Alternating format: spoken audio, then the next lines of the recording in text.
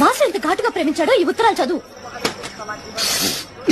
అబ్బో చాలా ఘాటు ప్రేమ, ముక్కు కూడా అదిరిపోతున్నాయి. నువ్వే వెగతాళి చేయక్కర్లేదు వాసుని. ఈ ఉత్తరం చూడు, రక్తంతో రాశాడు తెలుసా? ఎవరిని మర్డర్ చేసి? కోడినా మేకనా అని. అదే మరి, తన రక్తంతో రాశాడు తెలుసా?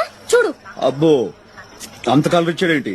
దాంతో నువ్వు మనసు పారేసుకున్నావా? నేనేం ఉత్తునే మనసు పారేసుకోలేదు. నా గురించి కవిత్వం రాశాడు తెలుసా? ఆహా, గురువు గారికి అంత టాలెంట్ ఉందేంటి? ఏం రాశాడు? నాకు సిగ్గేస్తుంది, నువ్వే చదువు. అబ్బా నాకెందుకమ్మా అంత అదృష్టం, నువ్వు చదివి వినిపించు తరిస్తా. ప్రియాతి ప్రియమైన పద్మావతికి నిన్ను చూడగానే నేనేంటో అయిపోయాను. నాకేదో వచ్చేసింది.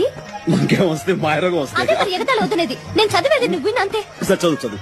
పద్మావతి పద్మావతి నీ ఎర్రని మూతి చూడగానే పోయింది నా మతి, అయిపోయింది నా మనసు కోతి.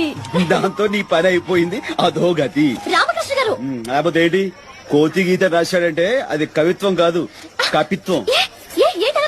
చేతరాత్రులు వాడు. వాసు గురించి నీతో చెప్పడం నాది బుద్ధి తక్కువ. అరే ఏదో జోక్ మాట్లాడదు ప్లీజ్. కదా, ఆ మాత్రం కోపం వస్తుంది. ఏదో జోక్